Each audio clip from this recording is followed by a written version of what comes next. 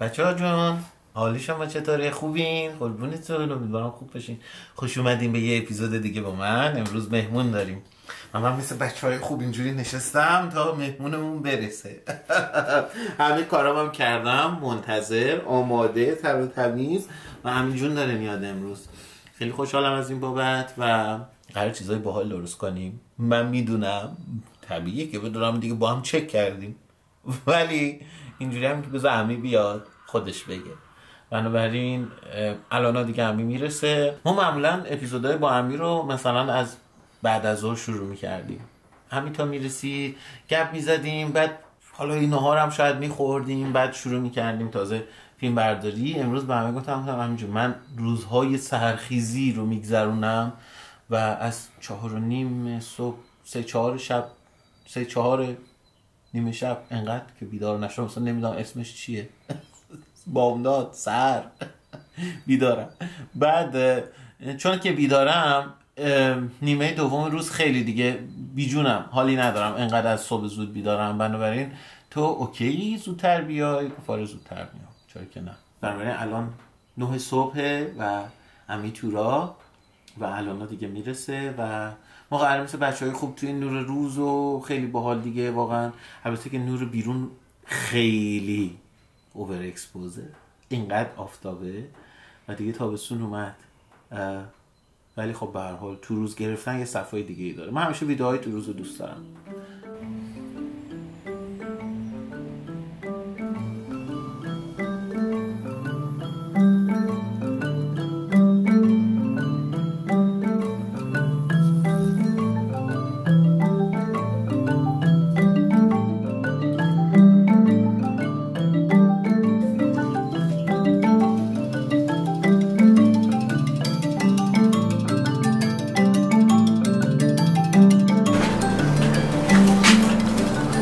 سلام.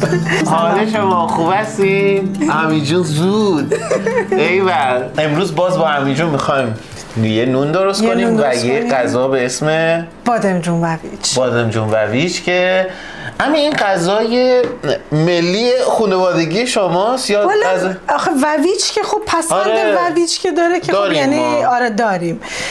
سرخ کردن 70 سرخ کردن. آره مثلا ما یه غذایی داریم به اسم سیرواویچ که میتونید برید اینجا کاش که عاشق اینا که چیزای بی ربط. من واقعا احساس میکنم غذای خانواده ماست، به خاطر اینکه هیچ گیلک دیگه این ندیدم بگه که مثلا ما اینو داریم. الان از تو هم پرسیدم از آقای فیلمبردار. آره حالا بچه‌ها اگر شما درست میکنین یا چیزه بهمون بگین، بر من خیلی جالبه. خیلی البته غذای نه نمیشه گفت نه نزدیک نیست اصلا. فقط مواد اولیه‌اش یکیه. نه حتی پیاز هم داره. اصلا یه بادمجونش مشترکه. اصلا جریان این چیه؟ من یه دوره خیلی کوتاهی خونه مادر بزرگم زندگی میکردم. مامانم. بعد غذای مورد علاقم اون موقع میرزا قاسمی بود. بعد چون از مامانم دور بودم، الان غذای مورد علاقه عوض شده. الان دیگه واقعا احساس می‌کنم غذای مورد علاقه خیلی ندارم. مثلا من تا همین 2 سال پیش از جیگر متنفر بودم، الان ماهی 2 بار دلم میخواد جیگر بخورم. خب داری دیگه. طبع آدم عوض میشه. مورد علاقه داری دیگه.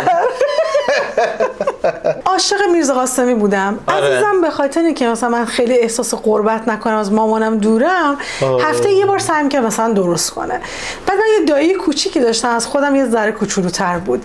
این میرزا قاسمی دوست نداشت و غر میزد وقتی که میرزا قاسمی داشتیم. اون عاشق بادمجون و ویج بود که الان می‌خوایم غذای مورد علاقه اون رو درست کنیم. و ما بزرگ کار می‌کرد. حالا الان چون هیچ کی دیگه نمیدونه میگم نکنه من درآوردی عزیزم بوده باشه که ما بیشتر کیف می‌کنیم. ولی خیلی خوشمزه است و خوبیش اینه که هم با نون خیلی میچسبه، هم با پلو خیلی میچسبه. ولی امروز ما می‌خوایم با نون سیر و کره بخوریم. به خب خمیرمون رو درست نونی که گفتی توضیحاتی داره؟ ویژگی خاصی داره؟ یه نونیه که روی گاز درست میکنین. اگر تنور دارین میتونین تو تنور درست کنین. ولی ساج دارین نداره، فر نمیخواد. نه توی تابه میتونه درست شه، تو تنور حتی. یه نونیه که هم تو خمیرش ما سیر رنده میکنیم، هم یه ترکیبی از کره و سیر و گشنیز درست میکنیم. وقتی نون پخت روش با قلمو براش میکنیم. توی نون سیر داریم؟ بله. واو. بله. ایوه خیلی خوب. بریم. اگه سیر دوست ندارین میتونید سیر رو حذف کنین. ولی خب بخشی از شناسنامه این نونه. آره اسمش از نون سیر و کره. نون سیر که اصلا خیلی خوب، اصلا سیر با نون داغ خیلی واقعا بله خیلی جذابه. فکر کنید حالا مثلا یه غذای بادمجونی اوف. آره فقط این تصوری که از میرزا قاسمی داریم بذارین کنار، چون اصلا طعمش مثل اون نیست. بریم و بیایم مواد خمیرمون رو با مواد غذامون رو بهتون بگیم دیگه. بریم بیایم.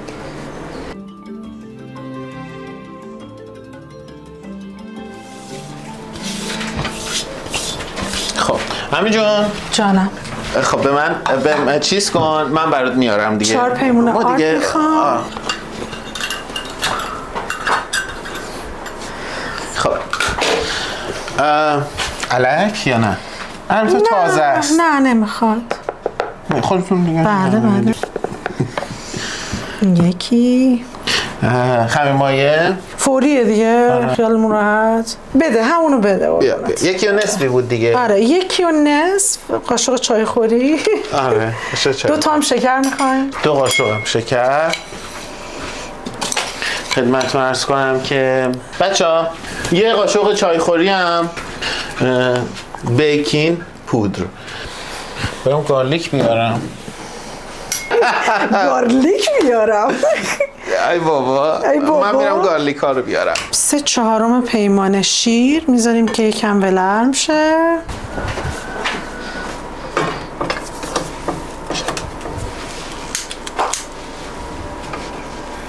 قول الهام جون گاز وحشی الان جوش میکنه شیر رو. سیر برای رنده کنی؟ بله. در صورت یعنی 1/4 نیست، این نصفه. خب 1/4 رو بریز. همه رو براتون بگرم بنویسیم. این بسشه. عزیز ماستمون ماست معمولیه. بسشه زیادم شد طبق معمول دوباره. این چقدر زود اتفاق. گاز ما دیگه معروف زور وحشیه. بله. خب ماست 3/4 پیمانه ماست میخوایم. چشمتون بی بلا. میذارم این. به قول مینا چشمتون روشن. مثلا به مینا بگی چشم میگه روشن. 1/4 پیمانم روغن میخوایم. روغن مایه یا حالا این کافیه فکر کنم برای که توش رنده کنیم. بعد برای روشم یه چند تا میخوایم. آره. سیر زیادش هم کمه. آفرین خوب چیزی گفتی. ولی خب خیلی دوست ندارن دیگه. دوستش داشته باشین. دوستم داشته باش. امید ترانه داره. دوستم قدیم من به آن میارزم که به من تکیه کنی. وای چقدر غمگین. خیلی غمگینه. من فقط سرتو بذار رو شونه‌ام یادمه. نه این از اونم بدتر. بدتر یعنی از چه لحاظ؟ یعنی غمش بیشتره. خیلی ملتمسانه طوره. داشت من به آن میارزم که به من تکیه کنی. این تیکه مصرع بعدیشو یادم آهنگین یه لحظه میگی. دوستم داشته باش. دوستم داشته من به آن میارزم. مثل اون شعر گیلکی هست دیگه. بیا مرا سامان بدن تو رو بو خدا من گرشی تمنا دارم. آره یه تمنایی درشون هست عزیزم. احساس میکنم الان دیگه همه خیلی رو غرور شخصشون کار کردن دیگه. شعرهای الان کم اینجوریه. آره کسی دیگه اونجوری دیگه نمیدونی. ولی اون قدیم خیلی همون مثلا سرزوزارشونه. آره خیلی ولی قشنگ بودن. بنگول بودن. عاشقای قدیم بنگول بودن. آره من معینم خیلی دوست داشتم. آقای معین خیلی شما رو دوست دارم. امید این امیده. معینم دوست داشتم. یه آلبومی معین خونده بود. آلبوم بندری. درم وای یادم بیتوشو خب حالا یکمش به هم بیاریمش. بعد ماستمون رو کم کم اضافه کنیم و روغنمون هم میخوایم ما 1/4 پیمانه روغن. بچه‌ها حالا به این واسطه که اینه روغن 3/4 پیمانه ماست. خب من که روغن گیاهی میارم براتون. ولی بچه‌ها یه موضوعی هم میخواستم بگم این وسط. اونم این بودش که وقتی توی رسیپیایی روغن داره تو رو خدا روغن سرخ کردنی نریزین. میدونم ممکنه فکر کنین مایه است ولی روغن سرخ کردنی اصلا نباید خورده شه. حتما روغن پخت و پز. خوبه. الان میتونی سیر رو برام رنده کنی و لطفا یه قاشق چای خوری نمک هم بهم بده. بله چشم. بچه‌ها 3 حبه سیر رو من برای همینجور رندهش میکنم با این. به نونی که توی خمیرش سیره واقعا حیف، فقط هندی‌ها زیاد نونه خوبی با روغن زیتون ندارن. خب بچه این خمیرمون الان روشو میپوشونیم تا آره ور بیاد. خیلی کم نه گفتی؟ 1 ساعت ما که الان دمامون پایین نیست، یعنی 26 درجه است. آره 1 ساعت اوکیه. 1 ساعت اوکی. آره 1 ساعت. بادمجون. بریم بادمجونمون آماده کنیم. دست من لیست شوکا اومده تو. شوکا میخوایم آشپزی کنیم. شوکا اومده تو از گرما. نه به اون که اصلا دیگه کلا اینجوری شده، رعد و برق میزنه من بیام تو، آفتاب بیرون من بیام تو دیگه. خوشش اومده. نه دوست داره دور و بر شما باشه. اینم هست. آره دختری بشین عزیزم، بشین عزیزم، بیا برو بشین. آفرین قربونه، برو بشین قربونه، برو قربونه.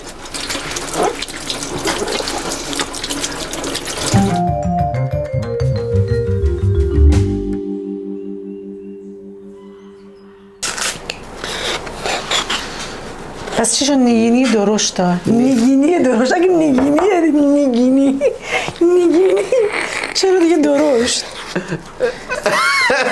دایس یعنی شکل اندازه تاس. شما از اونایی هستی که میخوام برات انگشتر بگیری میگی این نیگین کوچیکی داشته باشه، بعد میام میگه این نیگینه، نیگین نیگینی درشت. تا حالا احساس کردی که مثلا فکر به این کردی که چه جور پیری میشی؟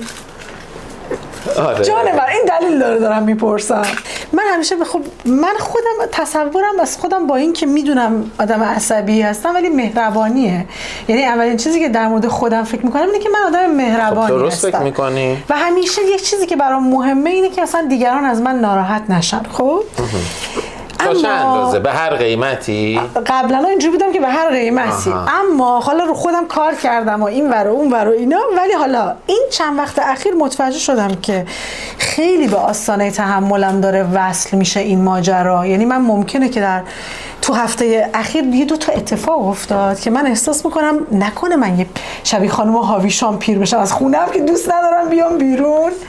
آره از خونم که دوست ندارم بیام بیرون، میگم نکنه من از این پیرزنای بد اخلاق بشم که مثلا همه ازشون میترسم. بچه‌ها تا بد اخلاقم بشی با دوست قدیمیات خوبی. بچه‌ها برای همین کافیه. قصه بقیه رو بخورم. خیلی باحال بود. یه اتفاقی افتاد. من گوشم با تو شم روشن کنم. یه اتفاقی افتاد تو این هفته اخیر که من احساس کردم که بعضی وقتا میتونم خیلی بد اخلاق باشم و بعدش عذاب وجدان گرفتم. حالا میخوام به تو بگم، به من بگو که به نظر تو آیا من حق داشتم اون برخوردو بکنم یا زیاده روی کردم؟ باشه من خوشم اومد. بگو. دیدی میری مثلا از این فروشگاه بزرگ 2 نفر دنبالت راه میافتن؟ وای آره خیلی رو مخم. من خیلی از این کار بدم میاد. حتی وقتی فهمیدم که ازشون میخوام. آره این که کاملا مشخصه که جزء پروتکل کاریشونه. آره. اما بعضی وقتا خیلی آزاردهنده میشه. مثلا من مشخصا هندزفری تو گوشمه. ولی این به نظر من یه مقدار هم به هوش مربوط میشه، هم به اینکه شما از لحاظ اجتماعی به دید آدما رو دقیق نگاه کنی. وقتی که من به عنوان یه مشتری وارد فروشگاه چون میشم سرگردونم، مثلا انگار نمیدونم دارم دنبال یه چیزی میگردم، به نظر من اینجا اوکیه که تو مثلا بیای بپرسی مثلا چجوری میتونم کمکتون کنم. آره فرق بین این تا اینکه تو داری تعلل برای اینکه انتخاب میخوای بکنی. و مثلا عمدن یه سلامی به شما میکنم، یه خسته نباشید میگم، ولی قیافم یه جوریه که آقا با من امروز کاری نداشته باشین. آره دارم یه آهنگ گوش میدم، بعد دارم خریدم مشخصه، میدونم چی رو از کجا بردارم اینا. بعد مثلا طرف میاد بهت میگه اون آف خورده، یا این یه دونه بخر 2 ببره، یا مثلا گوشت گرمامونم مثلا تخفیف خورده امروزا. من دیگه این دفعه همیشه اینجوری بودم که مثلا یه دستم میذاشتم رو سینه‌ام میگفتم که مثلا خیلی ممنون مرسی، برمیدارم دارم میبینم این تفلکم یه فروشنده است دیگه، من یه لبخندی میزنم. ولی این دفعه انقدر عصبانی شده بودم و به نظرم دختره داشت زیاده روی میکرد تو این کار که هندفری رو در آوردم، گفتم من هدفون تو گوشم، شما هی با من صحبت میکنین دقیقاً با همین لحن، نه تندتر نه آرومتر. بعد گفتم بعدم ممنون، من یه لیست خرید مشخص دارم، هر چی لازم داشته باشم خودم برمیدارم. بسیار خب به نظرم شفاف. خب اون لحظه اون طفلکم یه لبخندی زد گفت باشه مثلا اوکیه فلان. ولی بعد که اومدم خونه انقدر عذاب وجدان گرفتم، گفتم اونم یه دختریه که داره احتمالاً با حداقل حقوق کار میکنه و سعی میکنه لبخند بزنه، شاید اونم اصلا خودش هم دوست نداره این کارو بکنه ولی بهش گفتن که باید این کارو بکنی و تو روز این بچه رو خراب کردی. بد اخلاقی هم نکردم، دقیقاً با همین لحن و در همین حالت گفتم. اونم بعد از چند بار بعد از دیدنم، نه موقعی که داشتم حساب میکردم قشنگ گفتم ممنون، خسته نباشید، روز خوبی داشته باشید. با همون خانم با همشون، 2-3 نفرم با همشون. من همیشه به همشون هم سلام. بسیار خوب. وقتی اونو گفتی ایشون نرفتن تو افق؟ نه نرفتن تو افق، بودن همچنان. میدونی چیه؟ میدونم چیه. حالا گفتی یه چیز دیگه هم، یکی دیگه هم. یکی دیگه‌اش 1 ماه به قرارداد خونم مونده. همینجوری بدون که هماهنگ کنن وسط یه روز شلوغ کاری که من یه عالمه جلسه داشتم، هی از بنگا زنگ می‌زدن که مثلا یه کد الان براتون میاد تو سامانه، باید برین روی این لینک فلان کارو بکنید، بسار کارو بکنید. آره سامانه خودنویس نمیدونم یعنی دیگه بنگا نرین. چرا اینا رو بنگا انجام میده ولی باید تو سامانه انجام بشه. کد رهگیری میاد و نمیدونم فلان میاد. خیلی چیز بدیه. حالا همه اینا رو من حالا هی فکر کن مثلا فیلتر شکن باید خاموش کنی، هی بزنی رو اون لینکه، هی کد میاد، بعد کدم زمان داره. آخر سر من عصبانی شدم دیگه. پروردگارا گفتم خانوم ای کاش با من هماهنگ می‌کردی از قبل. مثلا اون ایجنتش که اون مسئولش که این کارو انجام میداد یه خانومی بود. گفتم خانوم این کارا رو ای کاش هماهنگ می‌کردی. من الان وسط تایم کاریمه، شما بالای 5 بار 6 بار به من زنگ زدی، هی از من کد می‌خوای رو مثلا ساعت ظهر مثلا. آدم سر کار باشه چی باید بکنه وقتی این نباید شما به من آمادگی بدی؟ تو قدیما می‌خواستی بنگام بری امضا کنی یه تایمی رو مشخص می‌کردی و هنوز 1 ماه به قرارداد من مونده. نمیشه اون روزی که اومدم بنگا اینا رو انجام بدی؟ آره دقیقاً همینو گفتم من فلان روز و فلان روز میتونم، اگه میشه لطفاً، حالا هم که زمان خیلی داریم، شما چه عجله‌ای دارین الان؟ بعد همین الانم کاش با من هماهنگ می‌کردین، هی به من زنگ می‌زنین، من وسط جلسه هستم. بازم ناراحت شدم ولی از اینکه همین حدم گفتم. نه والله نباید عزیزم ناراحت میگم نکنه دارم تبدیل به یه زن میان ساله بد اخلاق اون میشم. که بحث دیگریه، یعنی اصلا یک چیز دیگه است، ولی این دیگه ولی از اون ور میگم اگه مثلا من نگم تو نگی اون نگه، آدما یاد نمیگیرن که سیستمشون رو درست کنن. نه به نظرم خیلی‌ها میگن حتما باید گفت، حقوق ابتداییته. خب قبلا هم نمیگفتم دیگه، خیلی گوگلی بودم که اشکال نداره، فدای سرتون مزاحم وقتم شدیم. ببین میفهمم که توی فروشگاه اون سیستم بده، سیستم یعنی اون مدیریته. یه سری آدم رو میارن بهشون میگن که شما اینجا باید پادوی مشتریاشین. اون بیچاره که اصلا کاری نیست، اون کسیه که احتمالا اینو طراحی کرده. آره. و یه جورایی شبیه بازاریابن، تبدیل به یک بازاریابایی میشن توی فروشگاه‌های زنجیره‌ای. یعنی با شما راه میان، به محض اینکه چشت میچرخه مثلا از این بابا من خیلی وقت دیگه تو فروشگاه خرید نمیکنم، به خاطر اینکه وقتی چشم میفته مثلا به رب گوجه فرنگی یا مثلا دستم داره میره نزدیک میخوام بردارم مثلا بخونم، اونم هستا. اون البته انقدر آف خورده، البته این گزینه هم دارینا. اگر این من عصبی میشم حقیقتا. فقط این بود که قبلا تحمل میکردم، لبخند میزدم، میگفتم خیلی ممنون، ولی این دفعه برخورد کردم، گفتم ممنون، من هرچی بخوام خودم برمیدارم. من بعد متوجه شدم که و هرچی لازم، من دوست داشتم اینو بدونن که من هرچی لازم دارم میخرم، نه چون تخفیف خورده. همین خود دیگه بازاریابی اینو میگه که شاید تو رو وسوسه کنم و تو یه آدمی باشی که با وسوسه من فرق نمیکنه، همش همینه. یعنی اینجوری که به خاطر تخفیف وسوسه دیدی که آدما خیلی چیزایی که نیاز ندارن میرن تو بلک فرایدی چون آف خورده میخرن. هموناره. یعنی اینجوری که ای آف خورده خب 5 تا کوکا بمیرم، سال 12 ما یه کوکا نمیخورم. همین خب خیلی بده دیگه. یه جایی باید فرهنگ درست شه. بسته به نظرت؟ والا این برای عروسی بسته.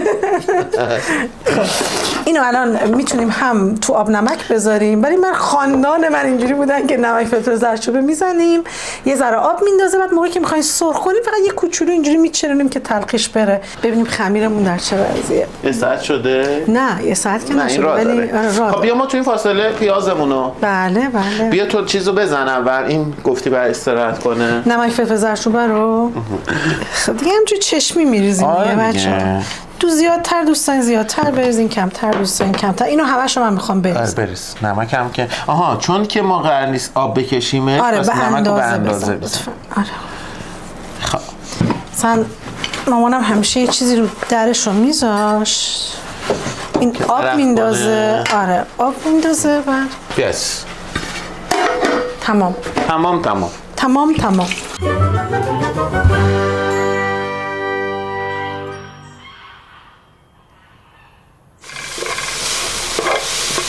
خب بوغن یکیه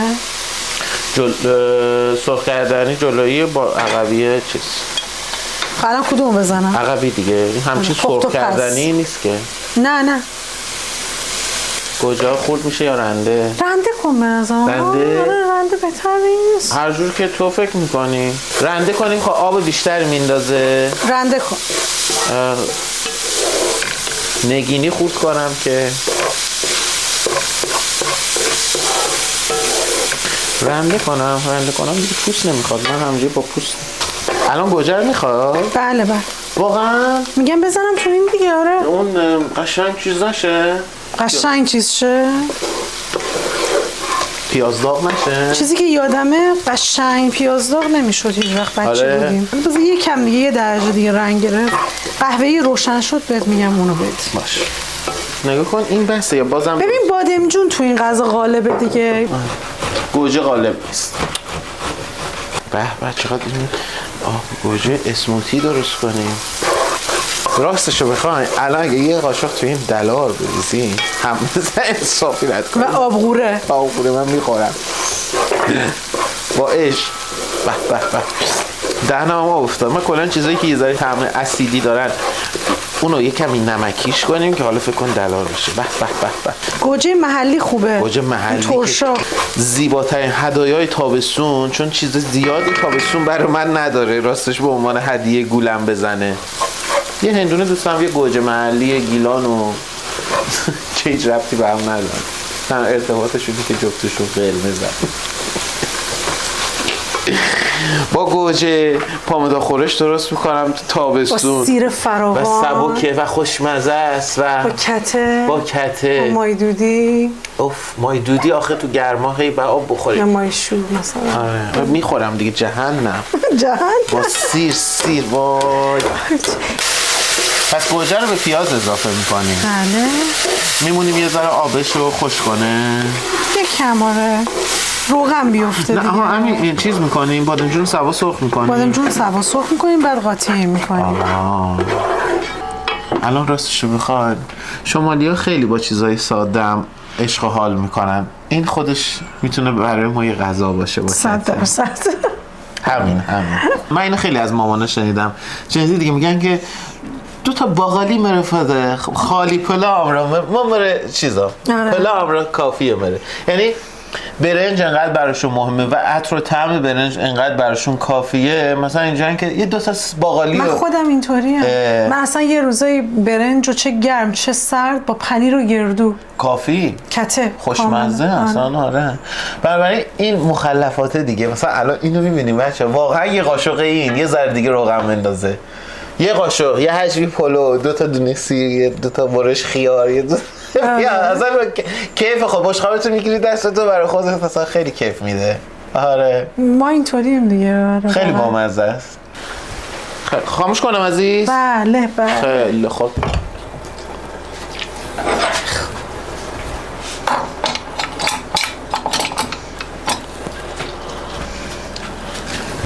فقط این که میتونین تو همون آب نمک بذاریم و بعداً بهش نمک.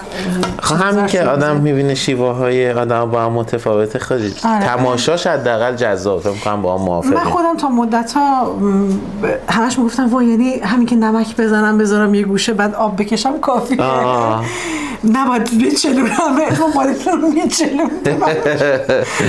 ولی باور میشه من هیچ وقت این کار نمیکنم. دلم میخواد تلخ باشه. منم دوست دارم. خیلی خوشم میاد. منم خیلی. یعنی اصلا اون گزش بادمجون رو دوست دارم. اون بادمجون سرخ شده ای که تازه از تو تابه برمیداری، نازکه ولی روش قهوه‌ای شده با نون لواش. اصلا برای من با چلو کباب برابری میکنه. با نون لواش که وقتی میخوری ته گلوت هم یه گزگزی هم میکنه تازه.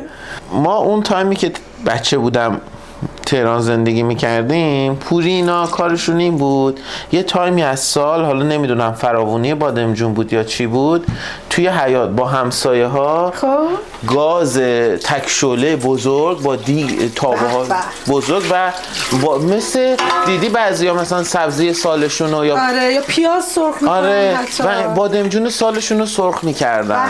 خیلی برام جالب بود و خیلی همی 2 گونی 3 گونی و همسایه بود و من یک سره دور میزدم با نون لواش. تو این فاصله سری به خمیر می‌زنی؟ آره شما سری به خمیر می‌زنید، من این تاور خالی کنم. دست خمیر ما الان خوبه، دستم هم مرطوبه. یه همچین خمیری داریم که بعد زیر و رو آرد میپاشیم و چونه میگیریم و دیگه بقیه مراحل. اینا تو 2 سری سرخش میکنیم که میشه. آره من یادم یه باری خونه پوری سر کار بود، داشت میومد خونه، من ترشه تره درست کردم و حالا مثلا حجم خونه ما هم 3-4 نفره دیگه کم. بعد 3 تا تخم مرغ زدم، برای اون میزان زیاد بود. بعدا یادمه که بعضیش رفتیم خونه خالم، بعد پوری داشت تعریف میکرد که آره خالم آشپزیش خیلی خوبه، خاله شمسی. بعدن گفتش که پوری گفتش که افشین نهار درست کرده بود. بعد خالم گفت چی گودی؟ گفتم که ترشه تره. آفرین بابا. چند تا تخم مرغ بزنی؟ گفتم 3 تا. 3 تا تخم مرغ بزنی املت بکشه گودی. و مون تو ذهنم. آره آفرین. اینجوری بودش که ناراحتت نمیکنه ولی تا ابد تو ذهنت حک میشه. مثلا خالت یه چیزی بهت میگه، یه تریک آشپزی. خاله من یه بار بهم گفت بود که بده خیارا رو من اونجوری تا فردا طول میکشه تو میخوای تو یواش خورد میکنی. من اینجوری بودم که از بین همه بچه‌ها فقط من اومدم کمک کردم. الان احساس میکنم کلا همه ماها به خاطر این طرز تفکر و تربیت خانواده مادریمون همش بتاب داریم تو کارامون.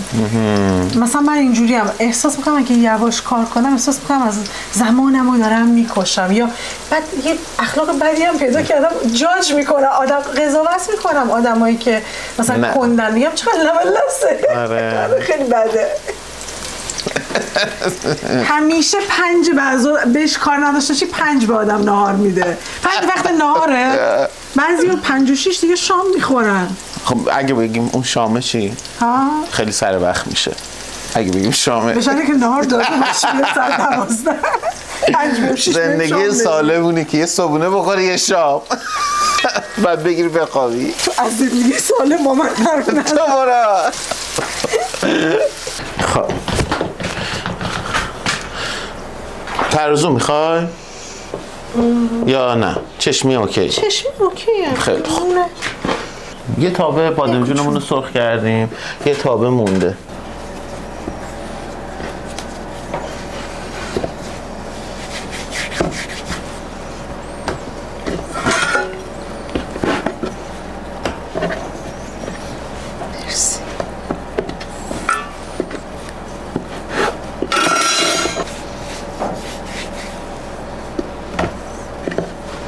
خوشحالم که فری نیست، به خاطر اینکه من خودم یه تایمیه که میخوام نون درست کنم تو ویدیو و این فرم مشکل داره و هنوز شروع نکردم، ولی دیگه این هفته میخوایم بریم فر بگیریم. خدایا خبر خوب.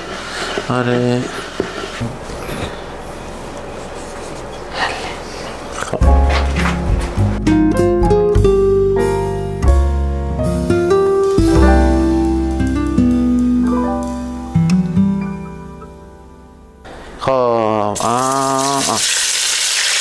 غذاهای سنتی ایرانی به هر حال شیوه‌های مرسومی دارن دیگه. ما معمولا توی خیلی از غذاهای ایرانی با پیاز داغ گرفتن شروع میکنیم.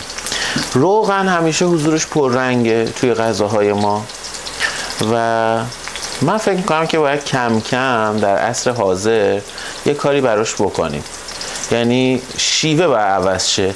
من با این مسئله که اصرار اینو داریم روغن کمتر بریزیم، مثلا سرخ بکنیم ولی روغن کمتر بریزیم، دیگه اون نتیجه سرخ کردن رو نمیده. بنابراین با خودم فکر میکنم گاهی که خب ما اگر شیوه رو عوض بکنیم دیگه اصلا نیازی نیستش که به زور با روغن کم سرخش کنیم که برای همین با خودم میگم که من اگر مثلا این غذا رو بادمجان و ویج رو درست میکردم چی کار میکردم؟ یه غذا گیلانیه ولی من از اونجا که انگولک کنم انگولک کن احتمالا بادمجون رو با پوست نگه میداشتم مثل کاری ریز خورد میکردم بعد حالا یا شاید هم همین سایزی نمک و فلفل رو میزدم روغن زیتون میریختم پراکنده روش و میذاشتم تو فر و میذاشتم قشنگ برشته شه داخل فر ولی با 2-3 قاشق روغن هم میپخت هم میزان روغنش باعث میشد که زیاد خشکم نشه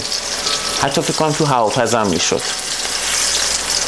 گوجش رو اونور با پیاز داغ چیز کردیم بازم میشد یک پیاز کاراملی حالا درست کنیم که تا مراحل آخر به جای روغن بهش آب بزنیم نهایتا خیلی مقدار کمی بهش روغن اضافه کنیم و حالا هم میشه گوجه ها رو اونطوری هم میشه گوجه ها رو کبابی کرد فکر کنین کبابی کنین به پیازها اضافی کنین و با ترکیب پیاز و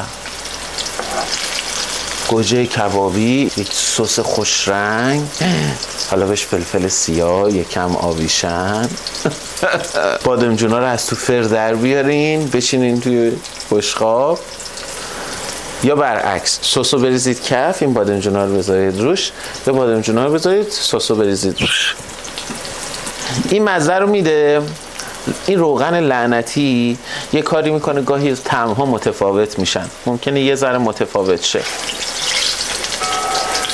ولی شما بهتر میدونید دیگه ما یه حجم زیادی از کالری غذاهامون به خاطر روغنشه و خب وقتی دقت میکنیم میبینیم اگه اون روغن رو ازش بگیریم مثلا شما وقتی یک رژیم غذایی سالم رو رعایت میکنید همه غذا رو میشه خورد ولی اون روغن اجازه نمیده قرمه سبزی اصیل ایرانی رو واقعا اینطوری هم که خب نمیشه اون میزان روغنی که ما برای سرخ کردن سبزی استفاده میکنیم و بعد معتقدیم که اون روغن باید بیاد روی خورش روغن بندازه خیلی زیاده بنابراین از اون ور هم اگر سبزیشو سرخ نکنیم که خب میشه آش من فکر میکنم برای غذای این مدلیامون یه ذره سالم‌تر کنیم مخصوصا به خاطر اینکه اگر ما آشپز خانواده هستیم افرادی داریم که دارن پا به سن میذارن و واقعا باید توی رژیم غذاییشون از روغن کمتر استفاده کنن یعنی باید این میزان روغن رو در رژیم غذایی کم کنیم حالا جدا اینکه یک بحث دیگه است این روغن باید سلامت بشه یعنی تبدیل به روغن‌های سالمی بشه روغن زیتون باشه از خود کره استفاده کنید روغن‌های حیوانی استفاده کنید به مراتب از روغن‌های فراوری شده سالم‌ترن هیچ وقت دیگه هیچ کمپانی روغنی اسپانسر تیبسی نمیشه خب این خوبه بچه‌ها بیاین درش بیاریم به نظر من که خوبه وای چه خوش رنگ شد خیلی خوب شد زیبا میشه من یه دونه بردارم بله نمک نداره داره دیگه نمک خب همون گوجه و پیازمونم چه پرملات هم شد بله و اینم ترکیب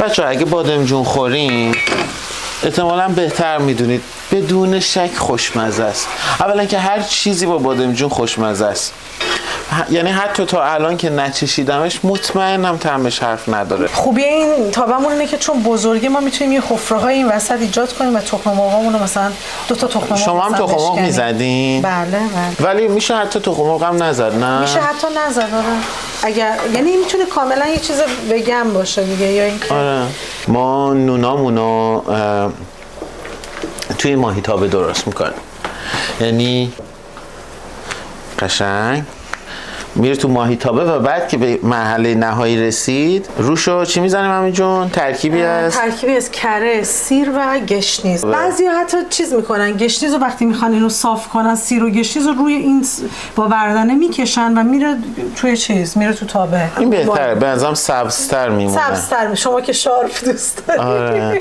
براتون خورد کنم؟ لطف میکنید. مرسی. همینجون دارم برات گشنیزی ساتوری میکنم که هیچ کس تا حالا برات اینجوری نه ساتوریده. اصلا نباید اونقدر ساتوری بشه، درشتر باشه بهتره. ای وای شما گفتی براش میکنی، من میخواستم اینجوری بکنم این تارموی براشات بگیره. ای وای نگاه کن. وای خدایا این گازم هم میخوام عوض کنم. نمیشه هم زیبایی و هم کارآمدی و با هم داشت. این گازا زیبان، یعنی من همیشه اینجوری هم که بر من میچربه قشنگی به کارآمدی، ولی بعدن مثل چرا میگن مثل هاپوها پشیمون میشی؟ هاپوها مگه پشیمون میشن؟ من اصلا در این 1-2 سالی که با سگا معاشرت دارم هیچ پشیمونی ندامتی توشون نمیبینم. آره پشیمون میشن به خاطر اینکه قشنگیشونو دارن، غیر قابل کنترل.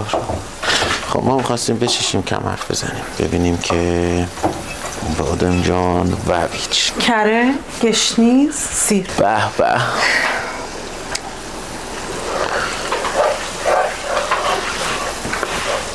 خوراک ایرانی یعنی شما با دستگاه و اینا باید تست کنید. زمانی که تمام عناصر مغذی و ویتامین به 0 رسید دیگه میتونید شعله رو خاموش کنید.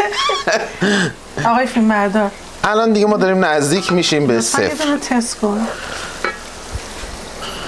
داغه، با چنگال بگیر. خوبه این دیگه وقتشه که اینا رو هم درست کنیم.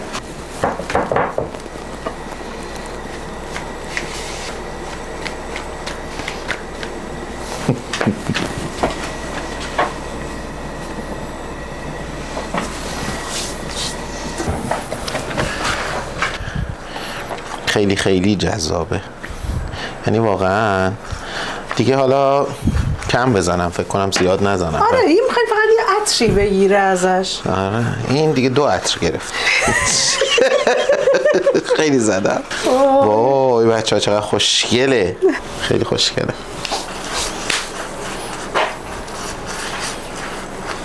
خیلی خوب، خیلی جذابه واقعا. نگاه کنین چجوری میشه تاب آورد در برابر این همه زیبایی. بچه ها میدونم خیلیاتون بلدین احتمالاً، ولی چون من تابه شدن خیلی عصای دستمه تموم شد، الان یه لحظه با هم سیزن کردنش هم بهتون میگم که من چجوری هر بار تابه‌مو سیزن میکنم. هم تابه بی‌نظیریه، هم جزء تابه‌های سالمه به خاطر که هیچ روکشی نداره و چدنه. معایبش چیه؟ معایبش اینه که اگر جای رطوبتین و خوب نگهداری نکنید این تابه ها احتمال اینکه زنگ بزنن رو دارن، میزنن اصلا. بنابراین باید سیزنش کنید و اگه هر بار سیزنش کنید که خیلی دیگه راحته اگر تکرار کنید. من الان یاد گرفتم هر بار بعد استفاده میشورم سریع سیزن میکنم و میتونه براتون یهو واقعا 50 سال کار کنه و هیچی بهش نمیچسبه. و ببینید دیگه توی اون بنچمارک ها از تابه‌های سالم چدن همیشه چدن بدون روکش البته.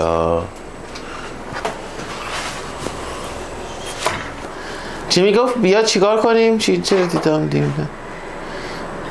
بیشیم کوهان جور دوری کنیم از کس و کارای. بیشیم کوهان خب دیگه اگه دوری کنیم وقت فراره کنیم. از میگم بهت که بهارای عزیز وقت فرار.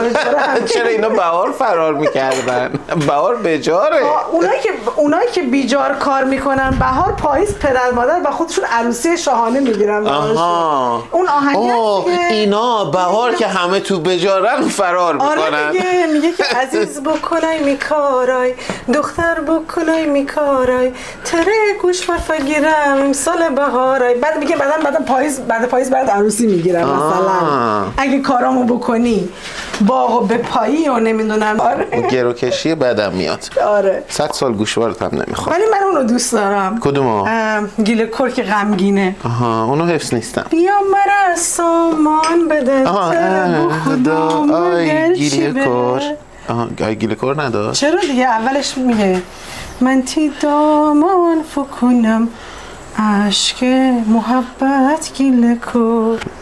خب بچه ما اینو شستیم با شوینده خیلی کم. بریم دوباره بذارمش یه لحظه رو گاز. سریع میذارم روی شعله روشن. در این چدن ها میزان زیادی آهن وجود داره و خب میدونید دیگه آهن و آب رفیق جونجونی همن، واکنش میدن. برای اینکه واکنش ندن ما مثل فضولا سریع آب از آهن جدا کنیم.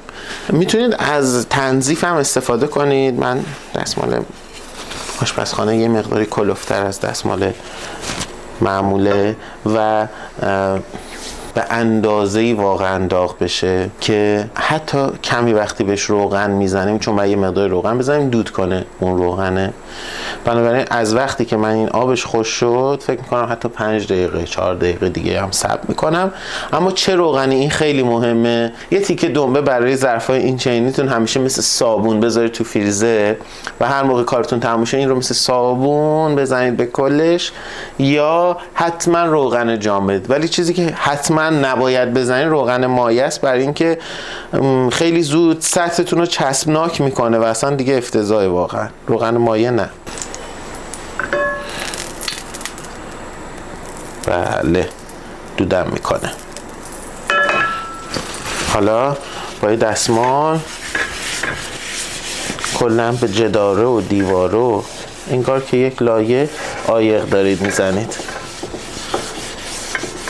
مازادشو حتی به بیرون تابه هم میزنم، به دستش هم میزنم.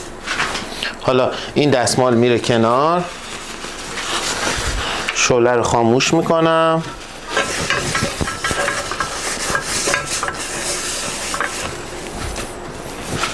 حتی یه دونه دیگه هم میزنم برای مرحله آخر دیگه. خیلی خوب الان این ماهیتابه ما سیزن شده، کاملا نچسب شده و عایق شده. یک لایه نچسبی سطحش رو گرفته و این رو دیگه به همین شکل تا زمان استفاده بعد هر چقدر هم طول بکشه در امانه و میتونید یه گوشه‌ای بذارید و بمونه. من این رو معمولا آویزان میکنم، از یک گوشه‌ای براش قلابی درست کردم که البته تحمل وزنش رو داشته باشه، ولی آویزانش میکنم. امیدوارم به کارتون بیاد.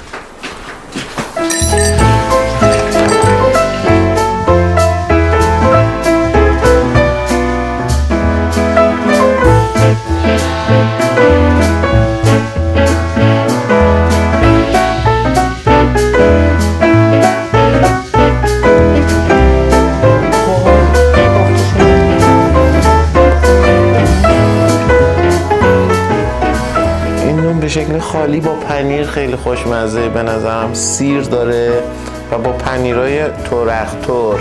آره این دونه مثلا آخر هفته هاست با باتر چیکن و نمیدونم چیکن تیکا ماسالا و با اینجور غذاها. آها من میخوام ساندویچ درست کنم. خیلی خوشمزه است. بادمجون واویج. من یه کمی هم از این تخم مرغ برمی دارم، واقعا حیفه اگه بر نداریم. بنابراین اینجوریش میکنیم. من میخوام که یه چمپری توش از این باز گشنیز بیشتر بریزم. عجب ساندویچ، عجب بله. عجب بله شد. البته تنها خور نیستم. بفرمایید.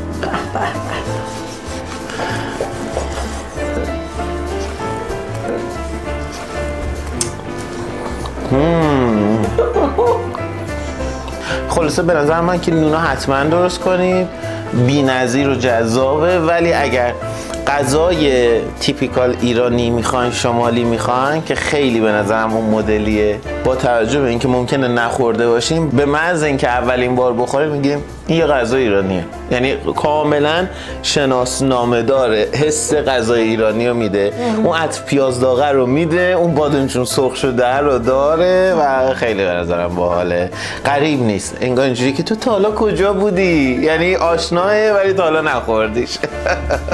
خیلی خوش گذشت به ما. خیلی زیاد ممنونم، واقعا لذت میبرم. همه اونا خوب در میاد، من خیلی کیف میکنم. قربونه. خب قربونتون بچه‌ها، خیلی دوستتون داریم و لذت بردیم. به ما خیلی کیف داد و امیدوارم شما بهتون کیف داده باشه. تکرار به سکسکه رسان داره. بچه قربونتون برم. خیلی مراقب باشین. نگهدارتون. مراقب خودتون باشین. ماچ بهتون تا هفته آینده. خیلی خندیدم، معذرت میخوام، من نمیدونم چرا خیلی خندم گرفته امروز. قربونتون، خداحافظ.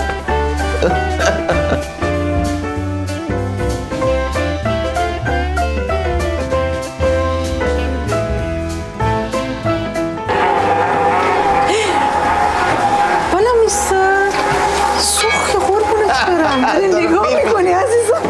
بچه اگر که خیلی اهل سیر نیستین، توصیه من اینه که تو خمیر نزنین، گرسنه یکی دوتا بزنین ببینید خوشتون میاد یا نه. با این دیگه وقتشه که اینا هم درست کنیم. بذاریم وقتشه تا به حسابی داغ بشه. تا به حسابی داغ بشه. نون. آره رسپی رو براتون تو دیسکریپشن من دیگه حرفمو زدم دیگه، تو خدا نه تو رو خدا. مرسی از همین جون که باز من